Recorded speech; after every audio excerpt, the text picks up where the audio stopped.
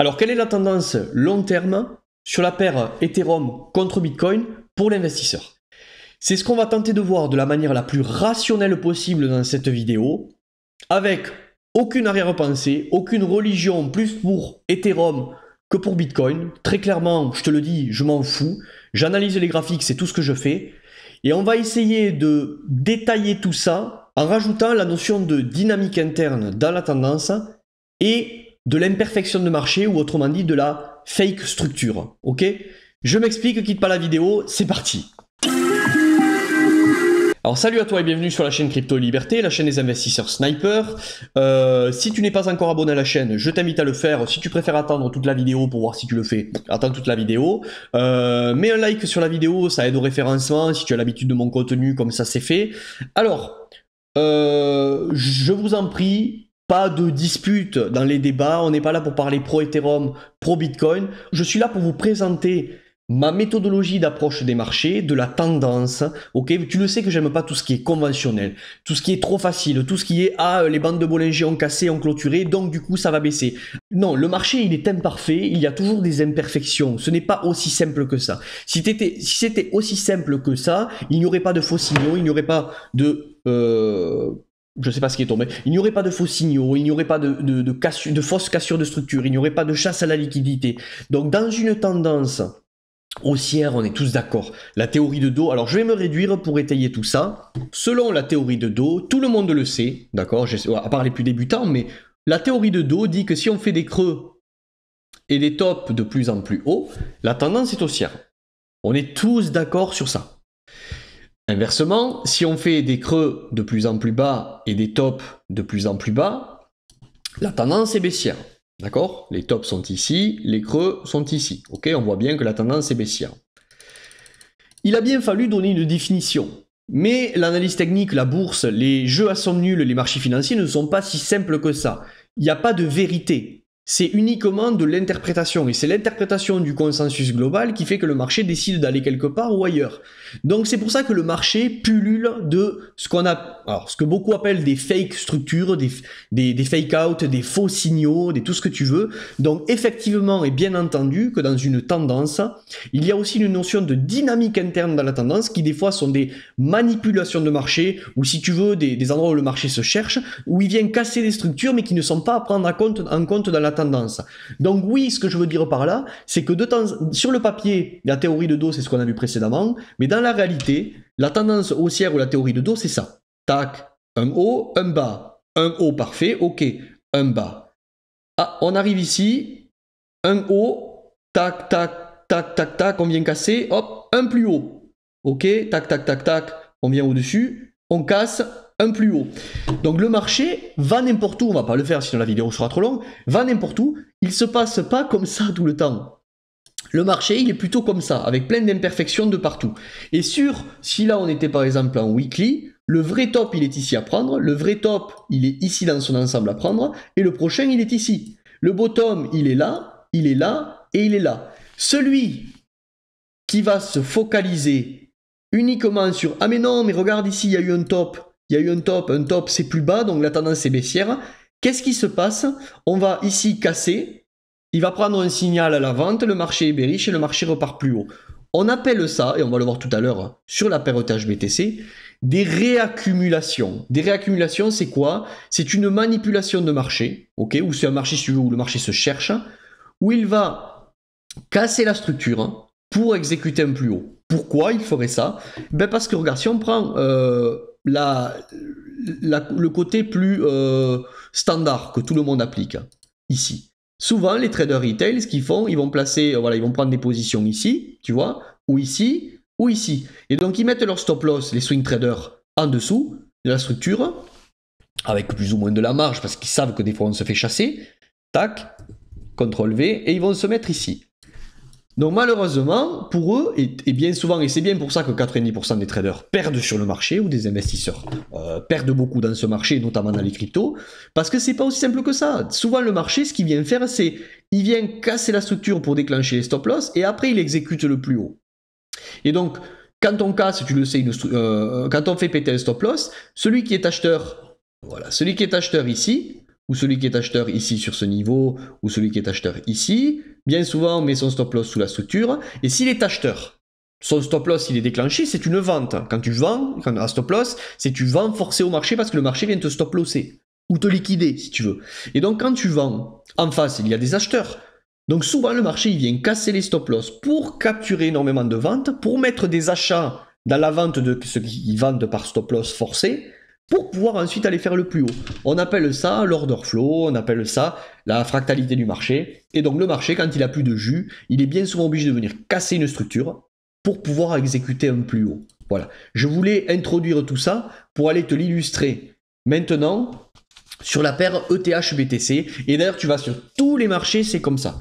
Donc, on va essayer de voir sur ETH-BTC si la tendance en monthly est haussière ou si la tendance en monthly est neutre ou baissière. Alors, juste avant qu'on y aille, et comme ça on le matérialisera sur Ethereum BTC, quand on exécute ce genre de choses, tout ça, c'est une moulinette, si tu veux, où on rince les gens pour qu'il y ait un transfert de liquidité, main forte, main faible. Ici, on réalise une distribution, d'accord? Ou ici, c'est pour ça qu'on a deux tops plus bas.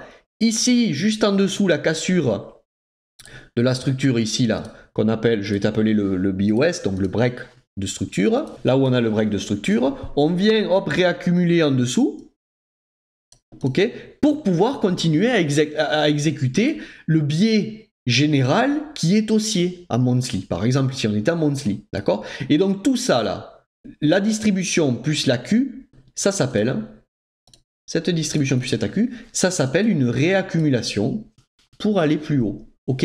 Et si tu veux, la tendance reste long terme, mais la dynamique interne à cet endroit, la dynamique dans la tendance est passée baissière. Si on le veut. Pourquoi? Parce que là, on a fait... Mais tout ça, ce ne sont pas des hauts et des bas à prendre en compte. Là, ce sont des bruits de marché, entre guillemets. Tu le sais qu'il y a énormément de bruits de marché sur les marchés. Et donc, le vrai bottom à prendre, il est ici. Et le vrai top, il est ici. Ceux-là, on les ignore.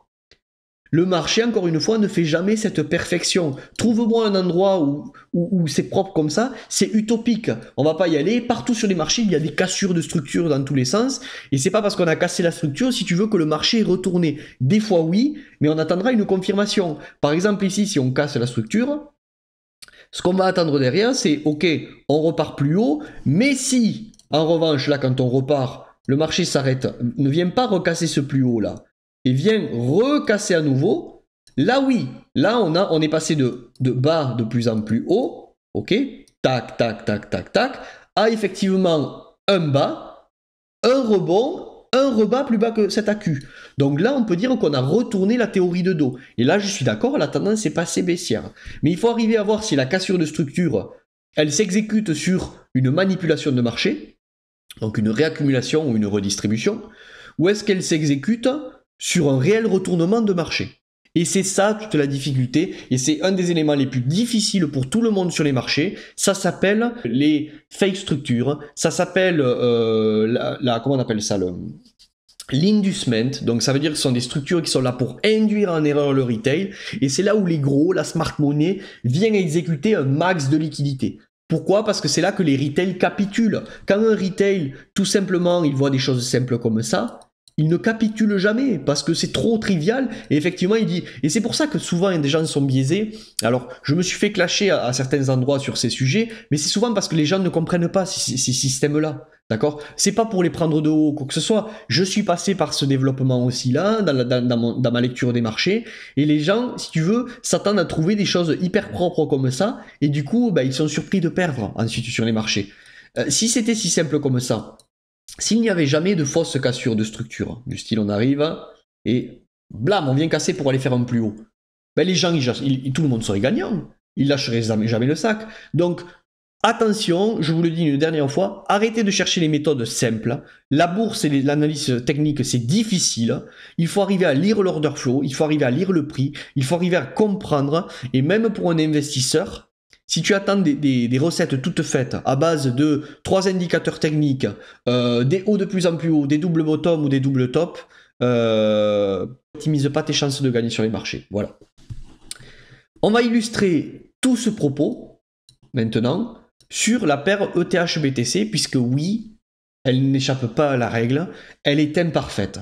Et on va essayer de voir où est-ce qu'il y a des vrais tops et des vrais bottoms à prendre, et où est-ce qu'il y a des redistributions ou des réaccumulations, où est-ce qu'il y a des manipulations week-off, pour justement exécuter le biais long terme. Donc on se retrouve sur ETH contre BTC en monthly. Alors avant qu'on dise quoi que ce soit, je sais qu'il y a des pièges, ok? Avant qu'on dise quoi que ce soit, on va passer en logarithmique. Est-ce qu'en logarithmique, ici, quelqu'un peut me dire que la tendance est baissière en monthly sur ETH BTC? On va en parler de ces tops là de plus en plus bas, d'accord? De ces bottoms, on va en parler. Ici aussi, on va en parler. Qui peut me dire qu'ici, la tendance est baissière en monthly? Il ne faut pas le faire ce que je vais faire, c'est-à-dire tracer une droite sur du logarithmique, parce que bon, on va pas faire un cours sur le logarithmique ici, mais tracer du linéaire sur une courbe qui tend à une asymptote en logarithmique, c'est pas terrible, mais je vais le faire quand même. Voilà, on va le vulgariser. Ça, c'est haussier à monthly, point barre. Rien que là, ça suffirait. Oui, selon la théorie de Do, il y en a des hauts de plus en plus bas, mais malgré... Les bottoms qui sont à retenir ici, c'est celui-ci. Celui-ci.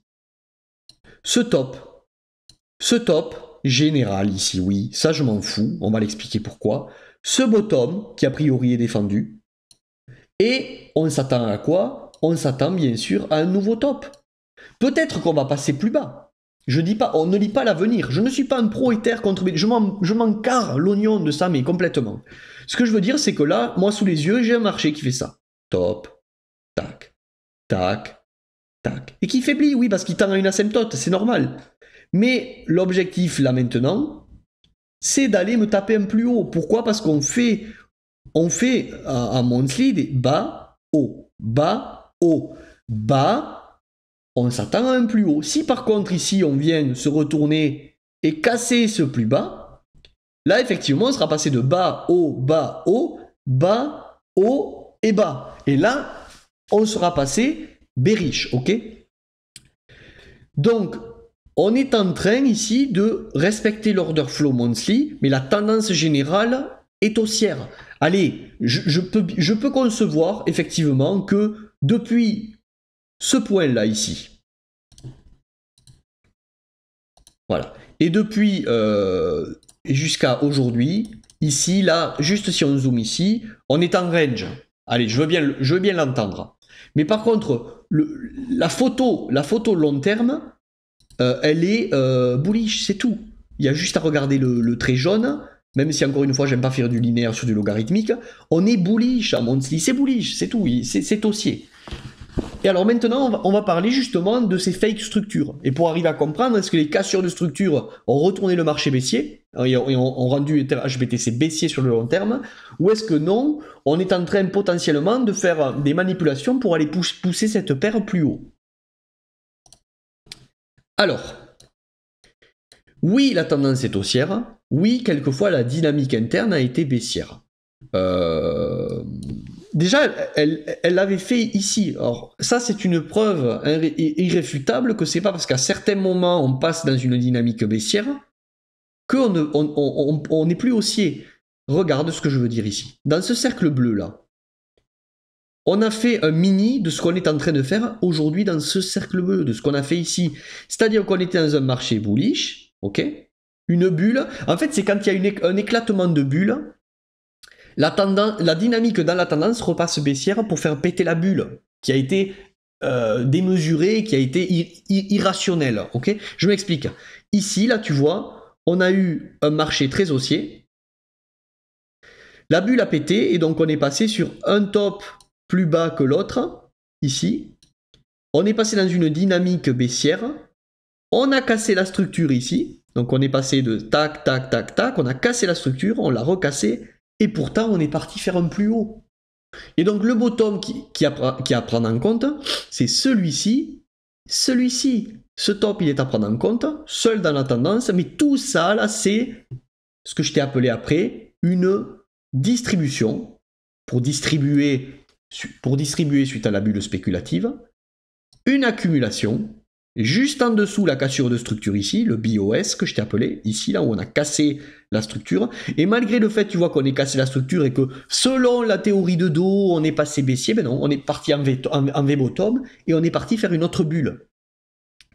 Donc tu vois bien que là, si on respectait à la règle bête et méchant la théorie de dos, ok, top, bottom, on est baissier. Et pourtant, qu'est-ce qui se passe? Pouf, cassure de structure, on part plus haut.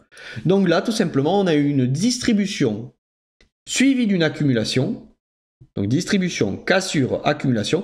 Et tout ça, dans une fractalité monthly, dans une tendance, c'est bullish, c'est une réaccumulation. La réaccumulation, c'est on distribue pour manipuler, on réaccumule sous la cassure de structure pour aller faire un plus haut. Donc, partant de ce principe ici, bottom, top, la tendance est haussière. D'accord? Et jusqu'à ce qu'on ne casse pas ce bottom ultime là, le bottom à cet endroit-là, la tendance est haussière. Malgré le fait que ici, mais je le vois ce qu'on va me dire ici. Oui, mais là, regarde, tu as un top ici, plus bas que l'autre, tout ça. Oui, mais ici, qu'est-ce qu'on a fait dans ce gros cercle bleu? On a fait on fait un plus grand, parce que il y a un côté exponentiel, mais si tu te mettais en logarithmique, c'est idem ce qu'on fait, la schématique. Donc, ce qu'on fait ici, c'est à nouveau, on a fait une distribution, pam, pam, pam, sous la cassure de cette structure-là, ce qu'on pensait être le bottom, tu vois, c'était la fake structure, c'était pas le vrai bottom, celui-ci. D'accord? Il était à prendre en compte au début, mais c'était pas le vrai bottom. C'était une création de liquidité. Donc ce qui se passe ici, on a cassé cette structure, donc c'est le break de structure, et regarde juste en dessous le break de cette structure, on est venu invalider ce gros double top, si tu veux, j'aime pas trader avec les M-top et les double bottom, mais ce gros, voilà, ici, on est venu l'invalider par boum, boum, un double top. Et donc ce qu'on a exécuté ici, c'est une distribution, suivie d'une accumulation sous la cassure de structure. On a bien préservé ce bottom qui était la dernière accu et la dernière manipulation ici, qui est le spring de Wyckoff. Tu sais, j'en parle souvent, tout le monde la connaît, cette pattern avec le spring, la chasse et ça part. Et bien là, c'est le spring, avant le gros départ. Là, on a fait le spring. Donc je vais l'enlever ça parce que ça se trouve. On a cassé cette structure-là, donc on avait une dynamique baissière pour exécuter une distri suivie d'une accu, qui donc est une réaccumulation, et qui dit réaccumulation, dit bullish, dit haussier. Et c'est ce qu'on semble avoir fait. On semble avoir, comme ici, cassé la structure, accumulé, casser la structure, accumuler, et on est en train de faire des plus hauts. Enfin, on est en train de repartir à la hausse, et potentiellement, si le marché est toujours bullish, en monthly, on devrait aller défoncer ce plus haut. Pourquoi pas? Pour respecter ça, qui jusqu'à preuve du contraire est bullish. Ce bas là, ici, a tenu en réaccumulant ici. On est revenu refaire une accumulation au-dessus de l'ancienne accumulation. Et ce bottom, je suis désolé, n'était pas à prendre en compte. C'était une création de liquidité pour que justement, voilà, le retail se dise « Ah, ici on est monté, boum, boum, tendance, on a été fortement ravalé ici, d'accord? Donc le bottom à défendre, il est là. On arrive ici, finalement, on est rejeté. Donc on appelle ça des equal low, ok? Donc ici, là, ça a tenu, ça a été fortement... Purée, il faut que j'enlève les mains. Ça a été fortement ravalé. On vient rebondir, le retail se place à l'achat, le retail se place à l'achat, le retail se place à l'achat. Qu'est-ce que je te disais tout à l'heure? Quand tout le retail se place à l'achat, en dessous, là, ici, qu'est-ce qui se passe? Il y a de la liquidité de stop loss qui se crée. Donc ils achètent, c'est défendu, ils achètent, ok. Et donc, si tout le monde est bullish, comment ils font les gros pour acheter si tout le monde achète? Si tout le monde veut acheter sur ce support, entre guillemets, les gros, ils accumulent à qui? À qui ils achètent? Si tout le monde est acheteur et personne n'est vendeur. Où est la liquidité vendeuse pour que les gros achètent? Eh bien, elle est dessous ce support. Et donc ce support, qu'est-ce qui s'est passé? On est venu le casser. En le cassant, il y a tous les stop loss vendeurs de tout ce qui avait acheté au-dessus. 2, il y a des gens qui se font liquider.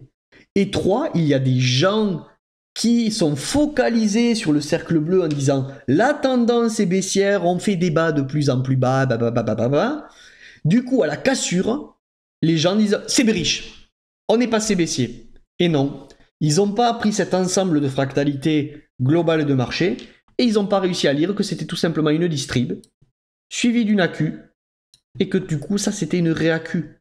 Et ça, c'est bullish. Et c'est pour ça que les gens sont à l'inverse toujours. À la cassure, ici, ben beaucoup, bêtes et méchants, ont vu la... Enfin, bêtes et méchants, ne prenez ça pas mal, mais tac, ils ont vu cette trendline ici, ces deux tops plus bas.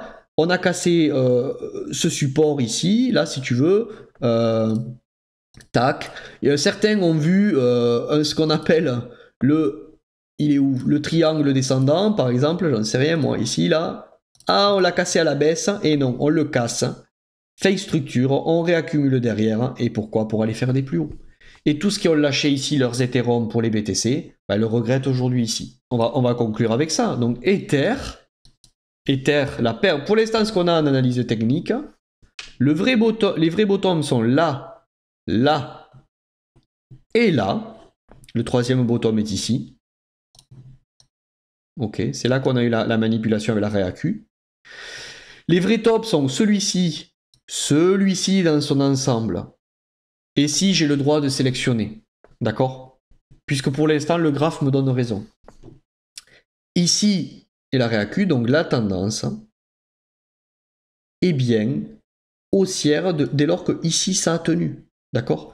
Sauf que là, ça paraît énorme parce qu'on n'est pas en log. On va passer en log, on le voit, voilà, les vagues impulsives diminuent et donc on s'attend à faire un plus haut, mais la tendance est haussière. Il n'y a aucun débat là-dessus. La dynamique a été baissière ici, dans la tendance générale haussière. Et à la limite, depuis, encore une fois, ce point-là, jusqu'à aujourd'hui, on peut considérer qu'on est en range, mais au vu de ce qu'on a vu là, et donc de cette distrib suivie de cette AQ qui est une réAQ, tout ce qu'on a fait là, ne t'inquiète pas que normalement, selon la compréhension de l'order flow, c'est pour aller plus haut, au moins casser ce top. Voilà. Et si on ne le fait pas, et je conclurai avec ça, et j'espère que c'est clair, si on vient casser en dessous ce creux et clôturer, là par contre oui, là on aura retourné la dynamique et on sera passé bearish sur ETH BTC. Voilà, j'espère que cette vidéo vous aura plu. Si vous n'êtes pas d'accord, il n'y a pas de souci. Encore une fois, il n'y a aucune vérité. Tout ce que je viens de dire là, je ne dis pas que c'est la vérité. Je dis que c'est mon analyse selon des smart money concepts, okay, selon l'analyse du prix, de l'order flow. La seule vérité, c'est que le marché n'est pas parfait, n'est pas aussi simple. Ça, personne ne peut me le dire. C'est indéniable. Tu vas sur n'importe quel marché, il y a des endroits où il y a eu des tops de plus en plus bas. Mais pourtant, la tendance long terme est haussière. C'est simplement ce que je veux dire. C'est ne te cantonne pas qu'à parce qu'il y a eu deux pics plus bas et deux bottoms plus bas que la tendance est baissière. Des fois, le marché exécute cette dynamique dans la tendance pour continuer sa tendance haussière parce qu'il est justement à court de liquidité et il a besoin de manipuler le prix sur une durée, une période donnée, comme cette période ici. Mince. Comme cette période ici, entre ici et ici, ok, tout ça. Comme entre ici et ici, tout ça. Franchement, on aurait pu croire que c'était baissier, et non, parce que juste après ces périodes, il réaccumule. Après cette période, il réaccumule pour partir plus haut. Donc faites attention aux choses trop simples. Selon mon point de vue, ETH BTC est bullish sur le long terme. Ne jugez pas les gens trop vite. Ne vous disputez pas en commentaire. Ceux qui veulent challenger ce que je viens de dire, vous pouvez le faire. Vous avez le droit d'avoir votre propre avis. Et je suis peut-être dans l'erreur. Mais c'est ma vision des marchés. J'espère que ça vous a plu. C'était Benjamin. Crypto Liberté, la chaîne des investisseurs sniper, avec humilité. J'espère que voilà, je me répète, j'espère que ça vous aura plu. J'ai plus rien à te dire. Ciao.